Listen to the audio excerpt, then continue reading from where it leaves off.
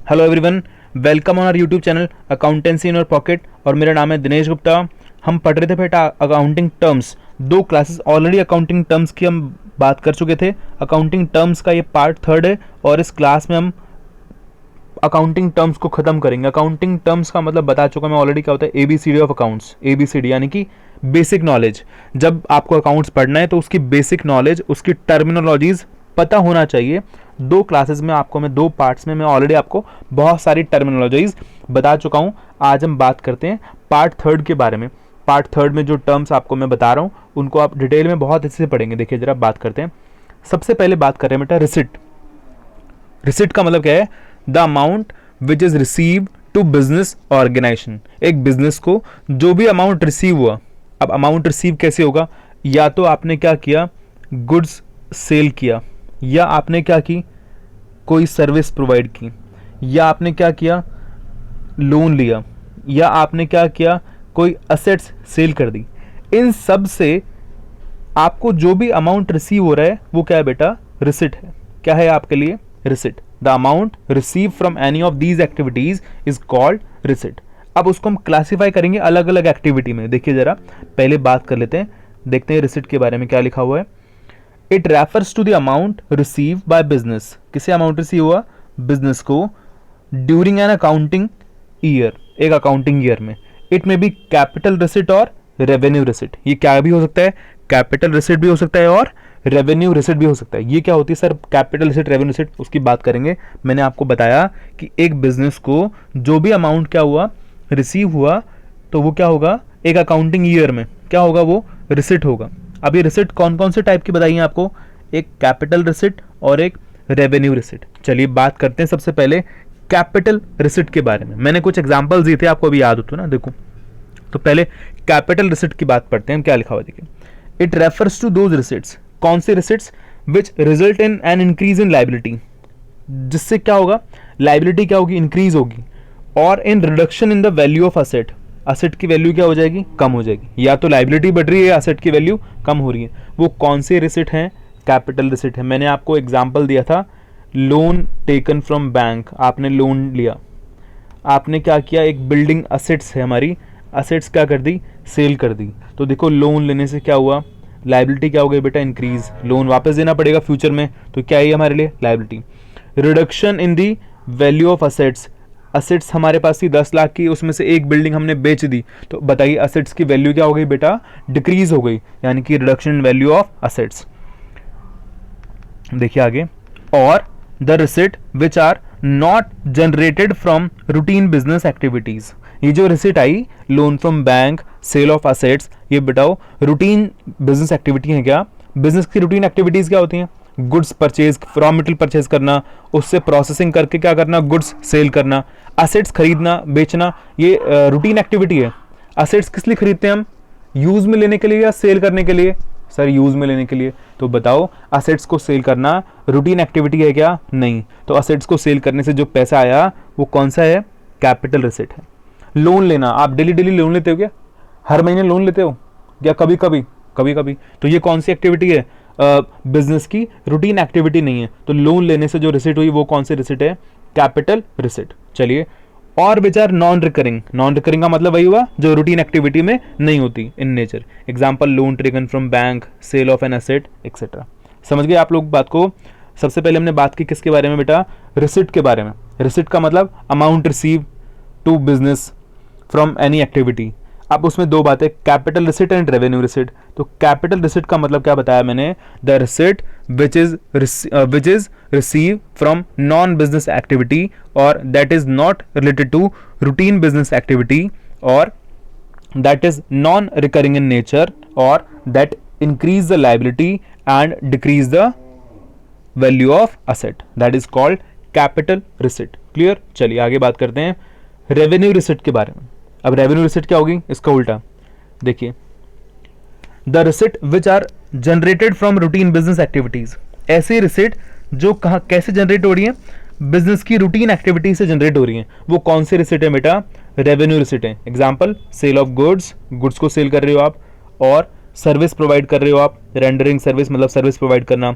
Commission receive, service provide करने से क्या होगा? आपको इनकम मिलेगी आपको, अमाउंट मिलेगा, तो अमाउंट क्या है आपका, रिसिट है। और कौन सा रिसिट है, रेवेन्यू रिसिट है। Clear, sale of goods, rendering of service, commission receive etcetera, ये किसके एग्जाम्पल हैं, रेवेन्यू रिसिट के। ऐसे receipt which is incur due to routine business activities, that is called revenue receipt. Clear, चलिए आगे बात करते हैं। एक्सपेंडिचर, एक्सपेंडिचर का मतलब क्या है, देखो जरा, एनी पेमेंट ऑफ कैश। देखो दो बातें होती हैं, आपको पहले बताया था मैं, एक तो पेमेंट और दूसरा एक्सपेंस। जनरली हम एक ही टर्म समझते हैं इन दोनों को, पेमेंट और एक्सपेंस, दोनों एक ही बात है क्या। पेमेंट एक्सपेंस का पार्ट है, लेकिन एक्सपेंस एक वाइडर टर्म है।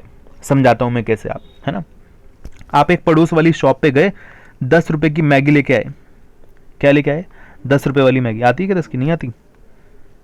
10 रुपए वाली कोल्ड ड्रिंक लेके आए, ठीक है, चलो मैगी भी आती थी पहले 10 की, कोई बात नहीं, 10 की क्या लेके आए, कोल्ड ड्रिंक। आपने 10 रुपए का पेमेंट कर दिया उस शॉपकीपर को, तो ये 10 रुपए पेमेंट भी है और एक्सपेंस भी है।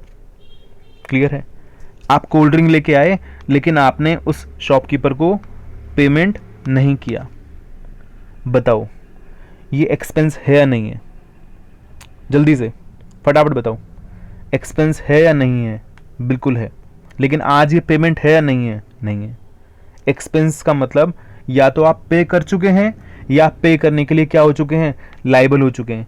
पहले वाले केस में आपने पे भी कर दिया था तो वो एक्सपेंस था, दूसरे वाले केस में आपने पे नहीं किया लेकिन आपकी लाइबिलिटी बन गई है, शॉपकीपर को नहीं दोगे वापस से पैसा देना पड़ेगा।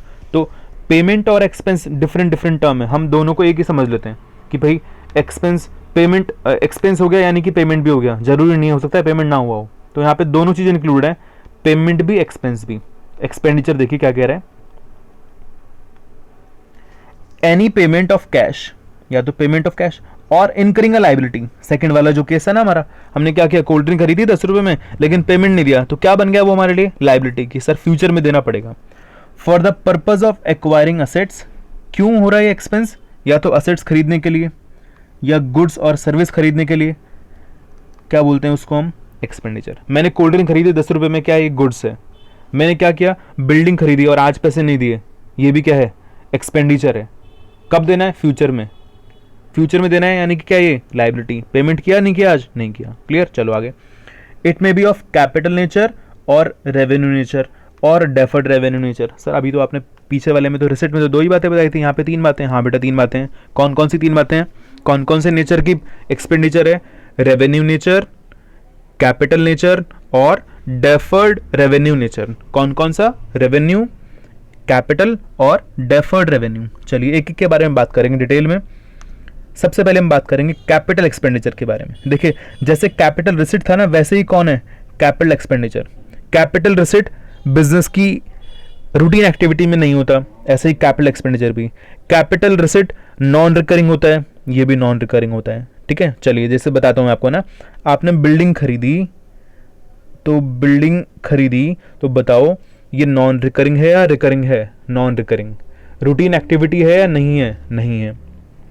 बेनिफिट शॉर्ट टर्म के लिए मिलता है या लॉन्ग टर्म के लिए मिलता है, लॉन्ग टर्म के लिए। बिल्डिंग खरीदी आपने, बहुत टाइम तक यूज में आएगी, तो ये सारे फीचर जहां पे हो, जिसके लिए आप पेमेंट कर रहे हो या लायबल हो रहे हो, वो क्या है आपके लिए बेटा, कैपिटल एक्सपेंडिचर है। देखो पढ़ते हैं, any expenditure incurred for acquiring, कोई भी एक्सपेंस किया आपने किसके लिए, फॉर एक्वायरिंग और increasing the value of asset. या तो बिल्डिंग खरीदी या बिल्डिंग पे एक फ्लोर और बनवा दिया।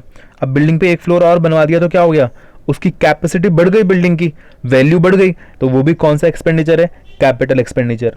ठीक है, is term as capital expenditure. In other words the expenditure which will provide benefit for long period. ऐसा एक्सपेंडिचर जो लॉन्ग टाइम तक क्या करेगा, बेनिफिट प्रोवाइड करेगा, उसे हम क्या बोलेंगे, कैपिटल एक्सपेंडिचर। ठीक है, लॉन्ग पीरियड का मतलब मोर देन 1 ईयर। और which are non recurring in nature, increase the earning capacity of the business. Example purchase of building, purchase of machine, है ना। बिल्डिंग में आपने एक फ्लोर और बनवा दी, तो बताओ उस फ्लोर पे भी क्या कर पाओगे आप, प्रोडक्शन कर पाओगे, तो बताओ उससे कैपेसिटी इंक्रीज हुई नहीं हुई, हुई, तो वो भी क्या है बेटा, कैपिटल एक्सपेंडिचर है। समझ गए आप बात को बेटा, कैपिटल एक्सपेंडिचर क्या होते हैं, ऐसे एक्सपेंडिचर फिक्स असेट्स को खरीदने के लिए एक्सपेंडिचर कर रहे हो, कौन सा एक्सपेंडिचर है? कैपिटल, क्योंकि वो क्या करेगा? कैपेसिटी क्या करेगा? इंक्रीज करेगा। चलिए आगे बात करते हैं।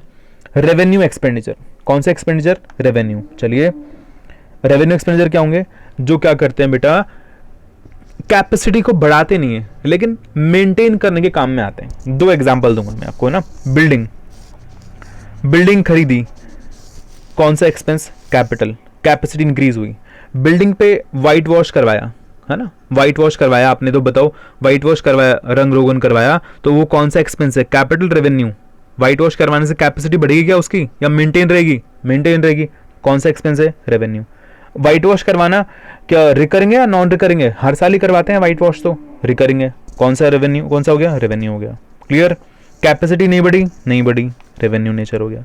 आगे की बात करते हैं। देखो एक प्रिंटर था हमारे पास, या मैंने प्रिंटर खरीदा, एक क्या खरीदा? प्रिंटर खरीदा। अब प्रिंटर क्या है? असेट है, लॉन्ग टर्म तक काम में देगा। तो प्रिंटर खरीदा तो कौन सा एक्सपेंस हो गया? Capital expenditure. कौन सा एक्सपेंस? Capital expenditure. लेकिन प्रिंटर में मैं क्या करता हूं, हर महीने इंक डलवाता हूं। क्या करते हैं हम? इंक डलवाते हैं। तो ये इंक डलवाना क्या है? इंक डलने से क्या होगा? कैपेसिटी बढ़ेगी उसके, मेंटेन रहेगी।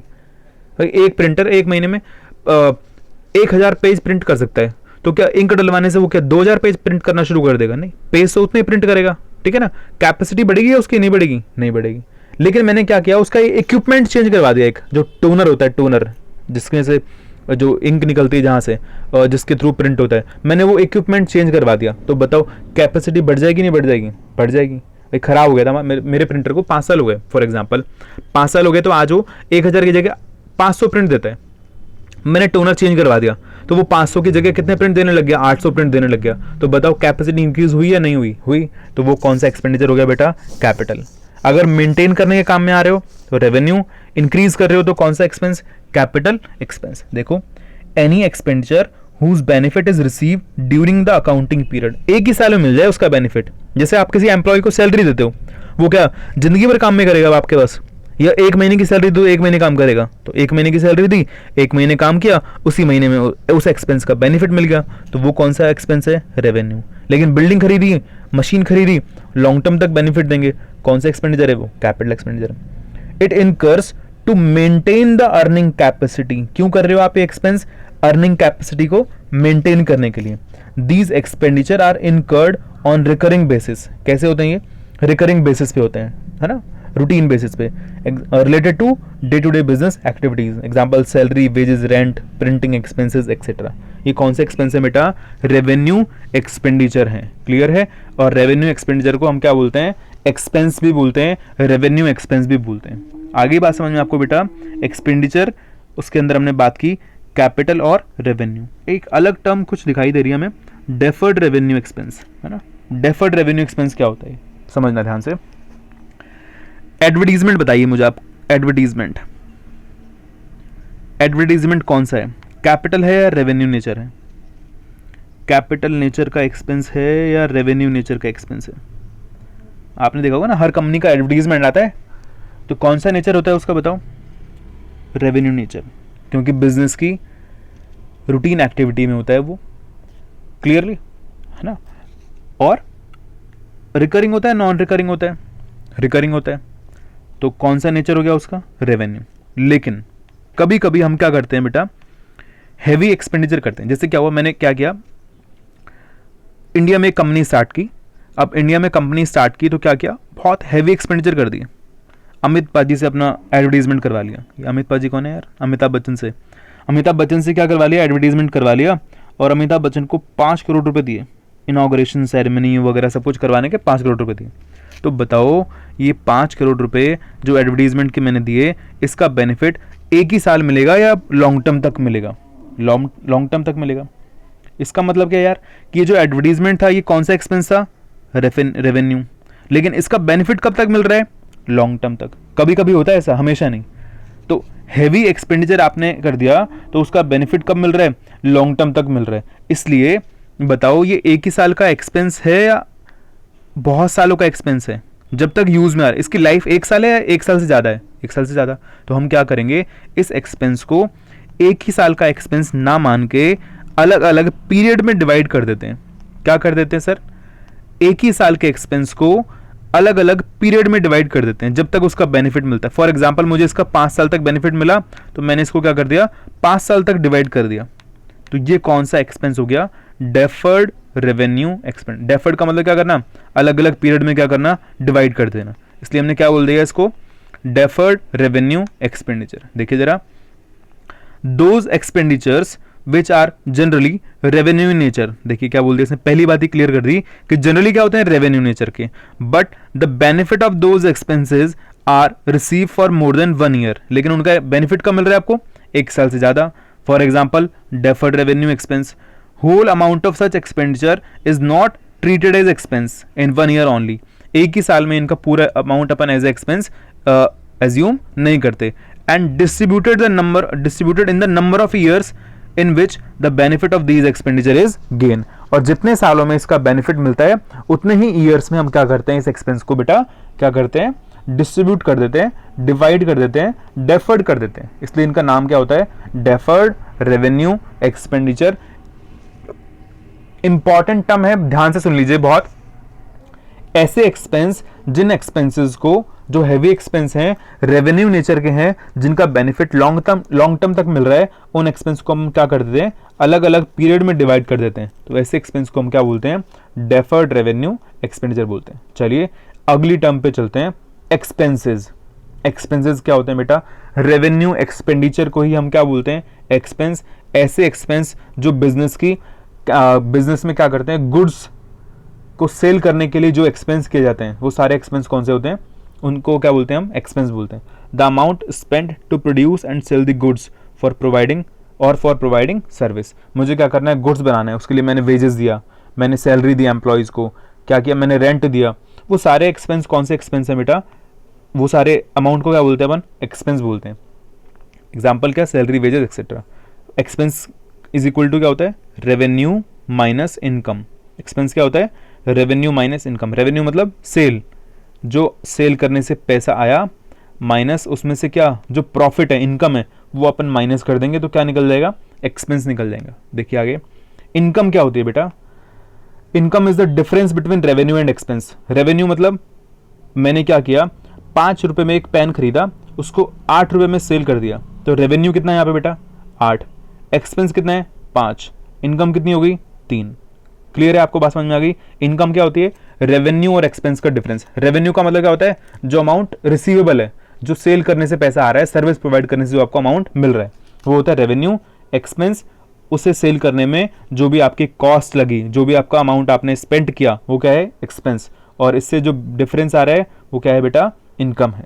क्लियर, इनकम का मतलब समझ गए आप, एक्सपेंस का मतलब समझ गए हैं। चलिए आगे चलते हैं। प्रॉफिट, प्रॉफिट क्या होता है भाई, अभी तो बात की सर आपने इनकम और जनरली प्रॉफिट क्या होते हैं, एक ही जैसी टर्म है, लेकिन इनकम का मतलब क्या है, सिर्फ बिजनेस एक्टिविटी से, और ये प्रॉफिट का मतलब क्या होता है, ओवरऑल जो आपको क्या हुआ है, प्रॉफिट हुआ है, नेट जो रिजल्ट्स आए हैं बिजनेस के, उसको हम क्या बोलते हैं, profit. Profit means net return earn by businessman after undertaking an activity and meeting all operating expenses during its performance. Business में during the performance of business जो भी आपको एक्सपेंस हुए हैं, ऑपरेटिंग एक्सपेंस जो भी हुए हैं, ऑपरेट करने से रिलेटेड जो भी एक्सपेंस हुए हैं, उनको डिडक्ट करने के बाद जो आपका अमाउंट आ रहा है, उसे हमें क्या बोलना है बेटा, प्रॉफिट बोलना है। क्लियर, चलिए गेन, सर एक ही जैसी बात है ये तो, गेन का मतलब भी प्रॉफिट होता है। तो बेटा गेन जो होते हैं ना, वो क्या होते हैं, एक्सीडेंटली, इवेंचुअली। मतलब प्रॉफिट तो कैसे होता है, बिजनेस एक्टिविटी से, कि भाई मैं गुड्स बेचूंगा तो प्रॉफिट होगा। मतलब आप सोच के, हमारा ऑब्जेक्टिव क्या है, प्रॉफिट अर्न करना। लेकिन गेन क्या होता है, एक्सीडेंटली, जो हो जाते हैं एकदम से। मतलब क्या है, कैसे, एक असेट थी, वो खराब हो गई, तो क्या हुआ, मैंने क्या किया, उसे सेल कर दिया। 10,000 की असेट थी, आज उसकी वैल्यू 10,000 थी मार्केट में, लेकिन मैंने उसको 10,000 की जगह 13,000 में सेल कर दिया, तो मुझे क्या हो गया, 3,000 का फायदा हो गया। इस फायदे को हम क्या बोलते हैं, अकाउंटिंग के टर्म में गेन बोलते हैं। सिमिलर टर्म है, प्रॉफिट भी बोल देते हैं लोग, लेकिन आपको एग्जैक्टली पता होना चाहिए गेन का मतलब क्या है।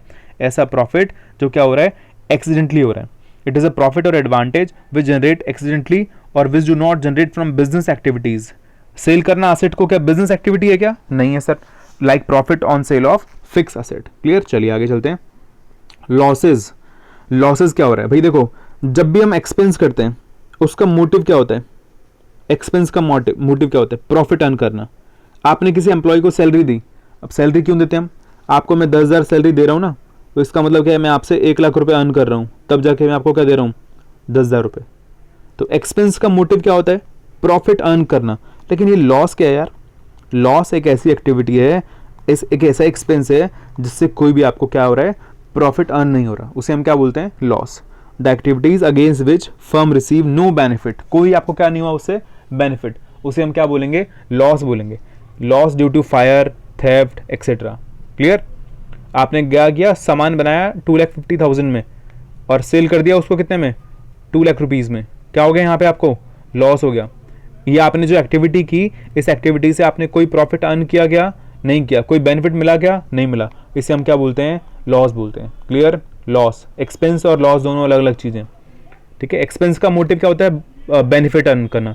और ऐसा एक्सपेंस जिससे कोई बेनिफिट ना हो, वो क्या है? हमारा लॉस है। डिस्काउंट। डिस्काउंट का मतलब क्या होता है? Reduction in price. सब समझते होंगे ये तो आप। डिस्काउंट का मतलब रिडक्शन इन प्राइस बोलते हैं ना, भैया डिस्काउंट कर दो कुछ, यानी कि कुछ रिबेट दे दो, कुछ डिस्काउंट दे दो, कुछ प्राइस रिड्यूस कर दो। रिडक्शन इन सेलिंग प्राइस और in payment with the motive to get increase sale. Sale क्या हो जाए? इंक्रीज हो जाए। इस पर्पज से हम क्या दे रहे हैं? डिस्काउंट दे रहे हैं। लगा होता है ना, आपने देखा होगा एडिडास के बाहर लगा हुआ है शोरूम पे फ्लैट 60% ऑफ, कि भैया डिस्काउंट चल रहा है 60%, है ना। To get the payment earlier, हमने किसी को क्या कर दिया? गुड्स सेल कर दिया। क्या किया? गुड्स सेल किया। और ये जो गुड्स सेल किया वो कैसे किया? क्रेडिट पे। तो पेमेंट आज मिलेगा या फ्यूचर में? फ्यूचर में मिलेगा। तो सर फ्यूचर में पेमेंट मिलेगा, तो पेमेंट डिले कर रहा है वो पर्सन की, सर आज नहीं है, सर कल नहीं है, सर परसों आना, सर तरसों आना। तो दिक्कत हो गई। हमने कहा भाई ऐसा कर यार, तू ना 2% डिस्काउंट ले ले। क्या कर? 2% डिस्काउंट ले ले और पेमेंट दे फटाफट से हमारा। तो ये क्या है? डिस्काउंट है ये भी।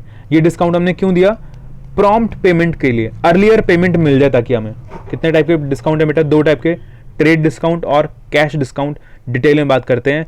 डिस्काउंट मैंने देखो बताया हुआ है कितने टाइप के हैं? 2। कौन कौन सा? ट्रेड और कैश। सबसे पहले बात कर रहे हैं हम ट्रेड डिस्काउंट के बारे में कि सर ट्रेड डिस्काउंट क्या होता है? It is provided to buyer. किसको दे रहे हैं बेटा? बायर को। कौन दे रहा है? Seller. At a fix percentage on the list price. List price क्या होती है? एमआरपी। जो टैग लगा होता है ना किसी भी आइटम पे, उस प्राइस को अपन क्या बोलते हैं? लिस्ट प्राइस, टैग प्राइस जो उस पे लगा हुआ है। विद द मोटिव, क्या मोटिव है भैया? Increase the sales. क्या करना है? सेल्स इंक्रीज करना है। वो एडिडास के बाहर जो लगा हुआ है ना, वुडलैंड के बाहर लगा हुआ है फ्लैट 60% ऑफ, वो कौन सा डिस्काउंट है भाई? Trade discount. क्यों दे रहे हैं वो? कस्टमर को अट्रैक्ट करने के लिए, ताकि सेल्स क्या हो? बढ़े, सेल्स इंक्रीज हो। और किसको देते हैं वो? सबको, to all the customers. It is not recorded in the books of accounts. ये बुक्स में रिकॉर्ड नहीं होता, क्योंकि ये तो बनाने वाली बात है।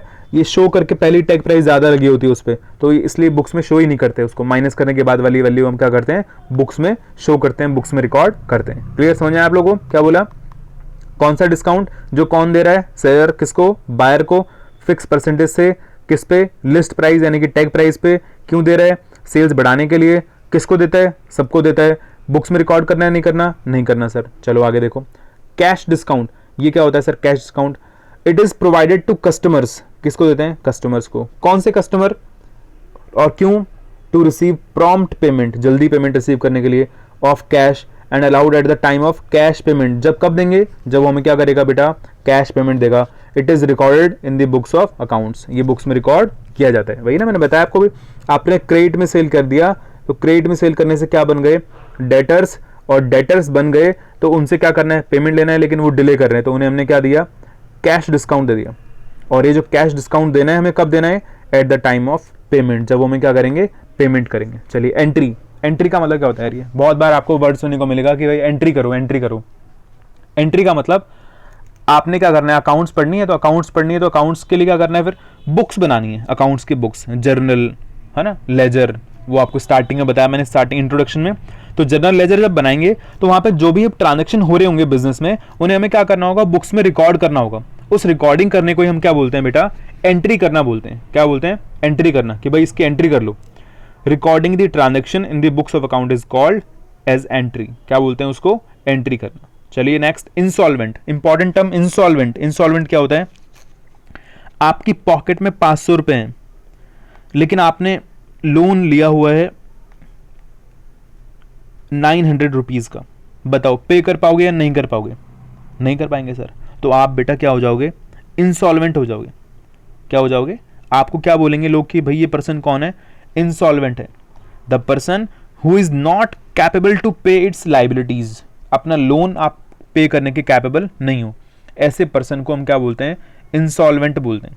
The person who is not able to pay its liabilities और the liabilities is more than assets of the business, मतलब या तो क्या हो रहा है, आप पे नहीं कर पा रहे, बात वही है, लाइबिलिटीज क्या है? ज़्यादा हैं। किससे?